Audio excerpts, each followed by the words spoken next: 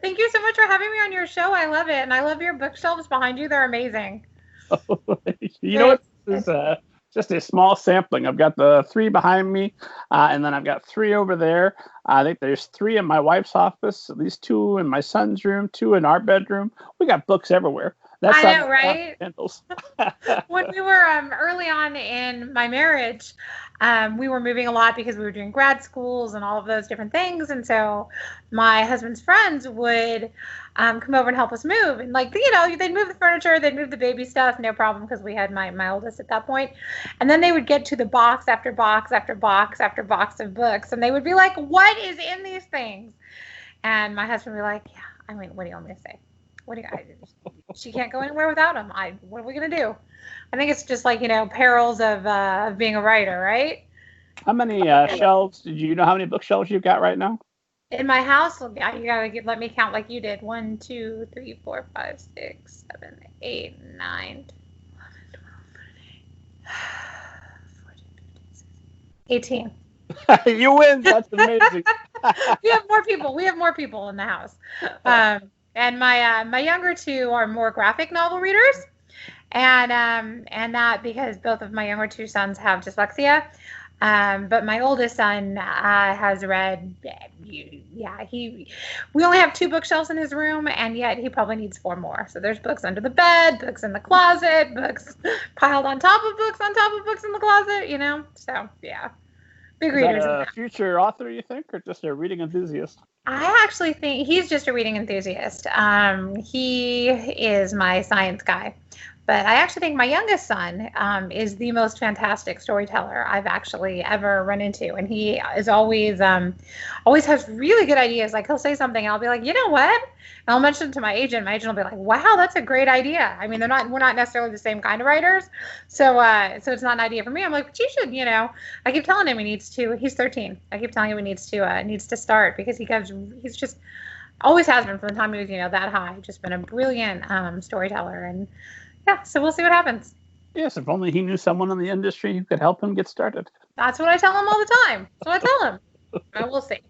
Mom. He's 13. Not handy. Not that dyslexia is handy, but if you're going to have dyslexia, to have a mom who's both an author, a former English professor, you could do a lot worse in this world. That's what I try to tell him, but yeah, he has no interest in he's like I said, he's 13. Everything I have to say is like stupid.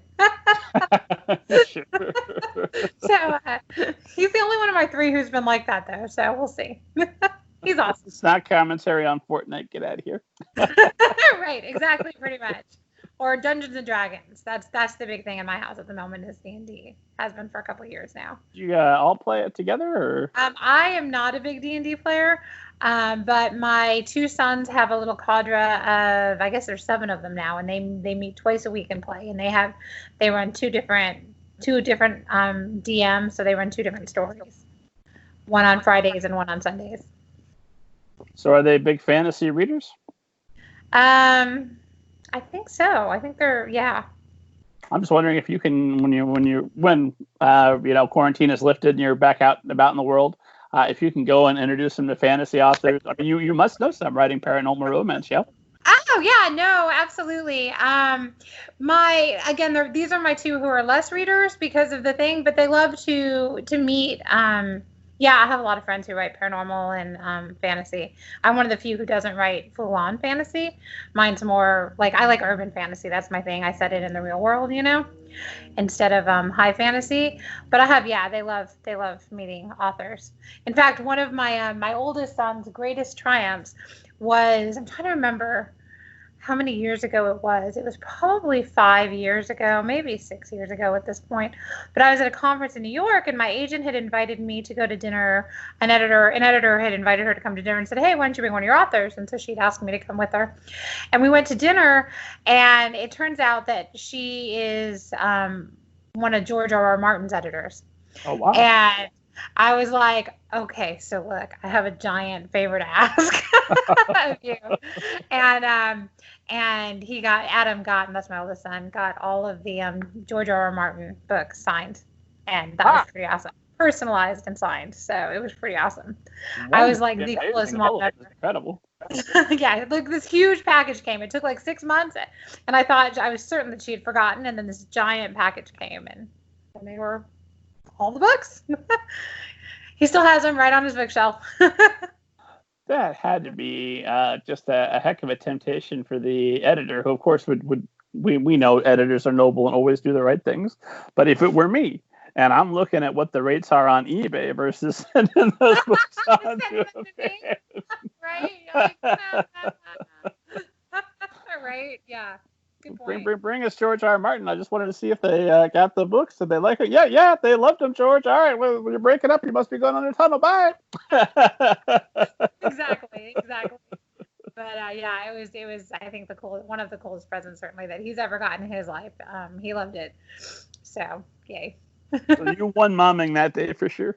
I did. It's always nice, right? When you win every parenting, you're like, yeah, my mom's cool.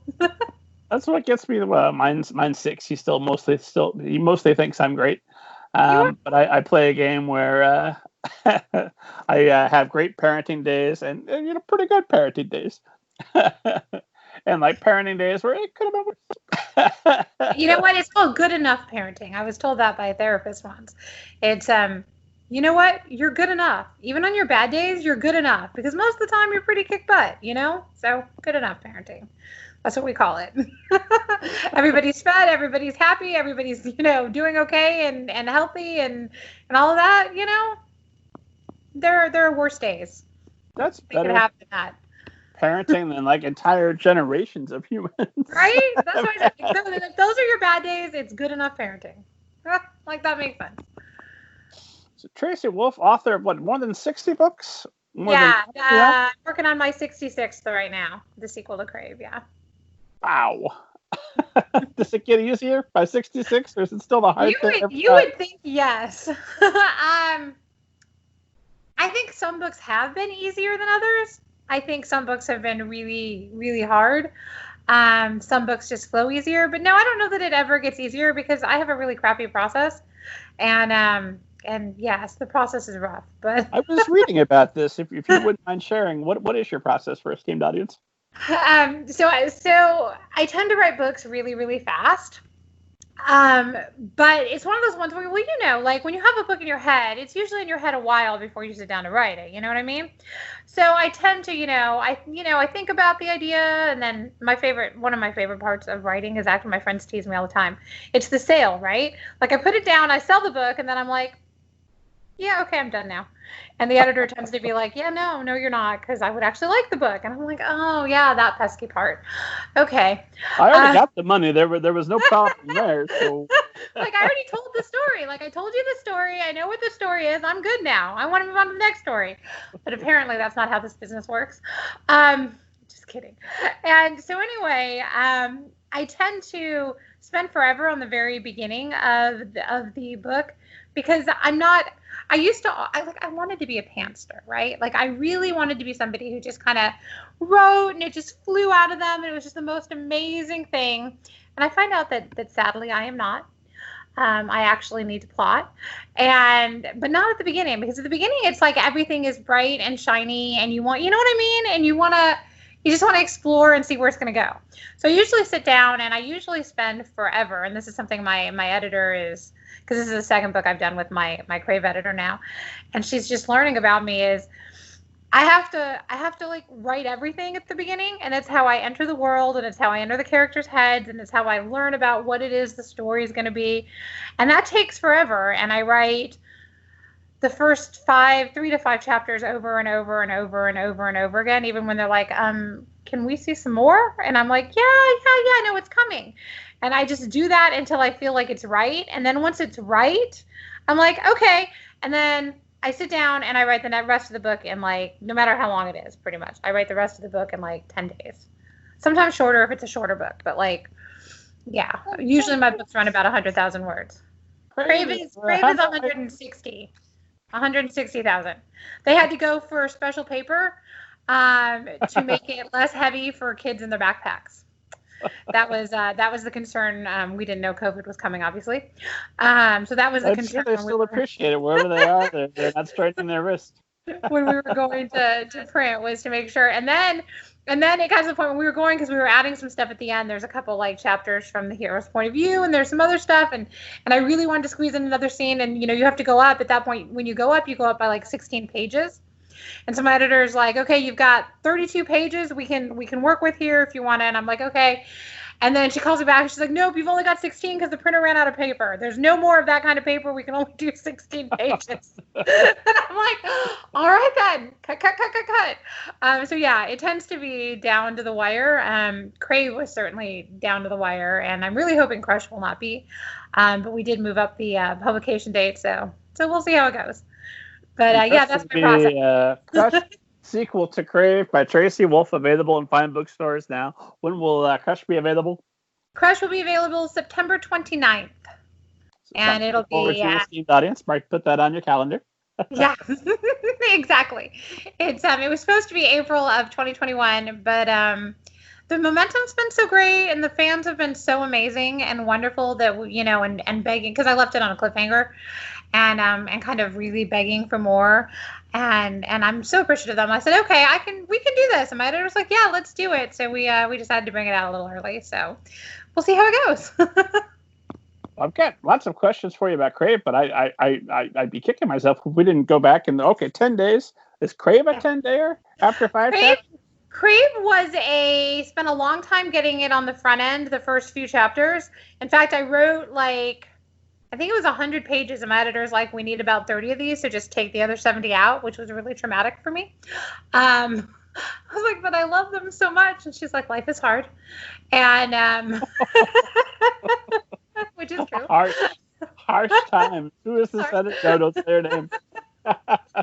And I tend to do structure backwards. I tend to really my first act tends to not be 10%. My first act tends to be 30%. And so then my editor's like, no, we're going to call that back. We're going to call that. So that's what we did. We called it back. And then she had planned on editing it at a certain time, but then we'd spent so much time on just getting to know each other, getting to know those first pages, that she then had to move on to some other editing projects. And so it kind of sat there. And then I wrote till the end in a couple weeks. And then it sat there for a couple of, she, had to do all her other work. And then when she got to it, she was like, okay, we need to do this to it. And I had to rewrite. And I knew I was trying to keep it in. They'd asked for a book about 100,000 words, and that's what I was trying to keep it at. And I knew there were scenes missing, but I was trying not to go too far over it. And so she came back, she said, no, these scenes are missing. You need to write them. And I was like, so, yeah, I get to write them. And she's like, by the way, we need to write them really fast. And so it was not a really, it was not a 2-weeker, but it was not a 6-monther. So there's that. I'm in awe. I'm struggling with my 500 to 1,500 words a day. So what is 10 days a novel? What does your writing day look like at that point? Then when you're right now, I'm doing Crush right now, and my writing day looks like before COVID, my writing day looked like getting up at 5 a.m., writing from 5 to 7:45, then getting the boys off to school and all of that. Coming back, usually writing another 3 to 4 hours, and then that would usually get me 7,000 to 8,000 words, and then trying to squeeze in 2,000 more wherever I could once school. And my mom lives with me, and so she's ill in general. She has a couple problems, and so there's always doctor's appointments in the afternoon, another thing, and then the kids and dinner, and the grind. So I'm then trying to squeeze in 1,000 to 2,000 words before bed is usually the goal.